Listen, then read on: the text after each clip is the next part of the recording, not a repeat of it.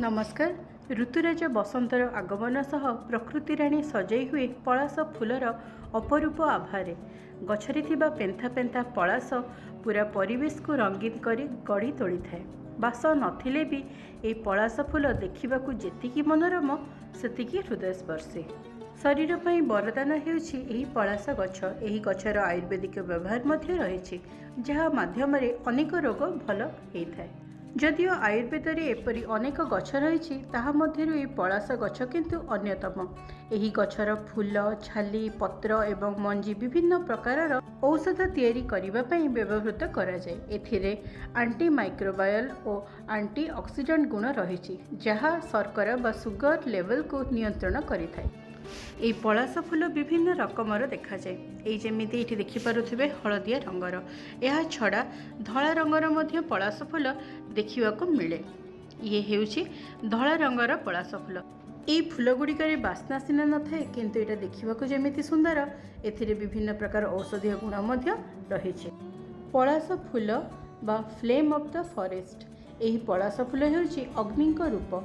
महाशिवरात्रि रे विशेष रूपे यही पलाश फूल लगी हुए महादेवंक निकटरे।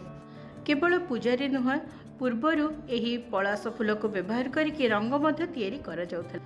होली पूर्वरु यही फूल को सुखेई ताकु भल भाबरे गुंड करिकी रंग आकार व्यवहार करा जाउथला एवं याको पानी रे देकी पानी रंग आकार रे मध्य व्यवहार करा जाउथला। ता छडा एटा जेहितु आम देह पई बेस ठंडा देई थाए, सेथि पई एथिरे विभिन्न प्रकार रिफ्रेशिंग ड्रिंक मध्य करा जाई थाए।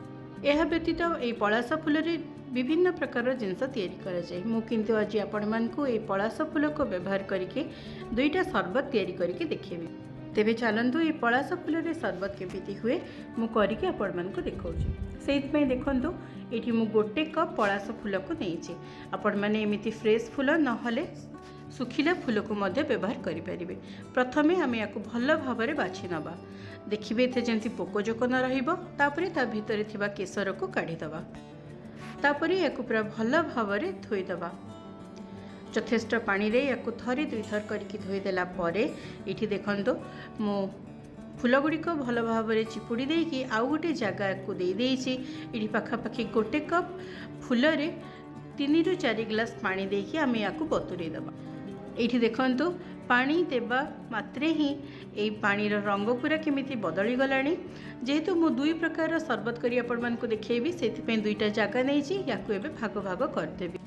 एठी देखि पारुथिबे मु दुईटा जागा रे पूरा आधा आधा करके पलाश फूल को बतुरे की रखि दे। एठी देखंतु गोटे बाउल रे जो पलाश फूल एवं पानी अछि ताकू मु रखिकी घोड़े दौचे। याकू आपण मैंने चाहिए राति जाक नहले अति कम 3 ରୁ 4 घंटा बतुरे की रखिदेवे। आउ गोटे बाउल रे जो पानी आउ पलाश फूल को नहीं से किसी पान मधुरी एवं मिश्री को दे दौचे। मिश्री आपण मैंने निज इच्छा अनुसार केते मीठा पसंद करती से हिसाब से देवे। पान मोहरी आम बास्ना हवापी दबा। जमीती हाथ पानी करूँ यहाँ ठीक से भाव में हम एका सहित सबू जिनस को पूरा भल भाव में मिसेदेला या घोड़े की रखिदबा। किछि समय परे माने 4 ରୁ 5 घंटा परे मु आपण मानकु काढ़ी की देखौछि। वर्तमान आम जो दुईटा जगार पलाश फूल को बतुरे थिलो ताकू प्रथमे छाणी नबा। मु प्रथमे जो पान मधुरी एवं मिश्री को मिसेकी रखी ताकू छाणी नौछि। एठी देखि पारुथिबे यार रंग केमिति आसीछि। याकू छाणीदेला परे आमे साधा पानी एवं पलाश फूल को जो बतुरे की रखी ताकू मध्य छाणीदेबा। एथिरे किंतु देखिए रंग टिके गाढ़ आसी। माने जो पान मधुरी बतुरा होता ता अपेक्षा खाली फूल जो बतुरा होता से पानीटा टिके गाढ़ आसी।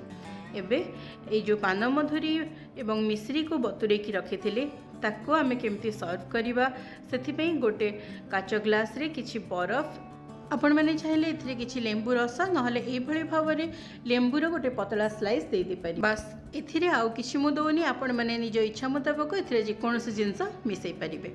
तापरे आमे जो खाली पानी रे पलाश फूल को बतुरे की रखी एबे सेतिरे आउ गोटे प्रकार शरबत देखौछि। सेतमे देखंतु मैं एठी किछि पिंक सॉल्ट को नेछि। आपण मैंने पिंक सॉल्ट नहले बीट लुण बा कला लुण को नहीं पारिबे। ता सहित एटा टिके मसलादार बा चटपटा हवा में एथिरे किछि चाट मसला नहले जलजीरा पाउडर मिलछि, आपण ताकू भी दे दे पारिबे। ता सहित घरे जीरा को भाजिकी गुंड करी से किसी एथिरे दे दौचे एवं टिके चटपटा लगे किसी लेंबू रस को दे दौचे। यहाँ आपण मैंने निज इच्छा मुताबक कम कि बेसी दे पारे। सब जिनस को पूरा भल भाव मिसई दौचे। मिसई देला परे यही शरबत को सर्व करने गोटे काच ग्लास रे किछि बरफ एवं किछि पुदीना पत्र को दौचे। पुदीना पत्र को हाथ में टिके दली देकी देबे। एमती हेले तार बास्ना मध्य शरबत रे पूरा भल भाव में आसब। तापर आम जो लुण चाट मसला सबको मिसेकी देथिलु ताकू एथिरे देदेबा। ये देखिपे मु दुई प्रकार पळस फूल रे शरबत कली। गोटे टिके चटपटा लुणी टेस्ट आसब आउ गोटे पान मधुरी बास्ना सहित मिश्रीर मीठा रहिबो। एभली भाव में मु दुई प्रकार पळस फूल रे शरबत कली। आपण माने चाहिए निज इच्छा मुताबक एथिरे जेमिति भी हो शरबत करि परिबे। पळस फूलटा हुए तो मु बहुत अल्प परिमाण रो व्यवहार करथिली बोली कोन सेमती किछि यार टेस्ट जना पड़लानी, किंतु रंग एटा बहुत बढ़िया आसथिला। प्रकृति जेतेबेले हमको नेचुरल फूड कलर दउची ताहले आमे आर्टिफिशियल फूड कलर को काहेकि व्यवहार करबा हम खाइबारे। पळस फूल को व्यवहार करके केवल यही शरबत करा जाएनी, एथिरे विभिन्न प्रकार रोसई मध्य करा जाय थाए। मु किंतु आपण मानकु एई अति सहज रे हेउथबा शरबत तैयारी करके देखैली। जदि आपण माने पळस फूल को पाउचंती ताहले आनिकी एमिति रिफ्रेशिंग ड्रिंक्स किछि करके पियंतु आपण मानकु निश्चित भाव रे भल लागिबो।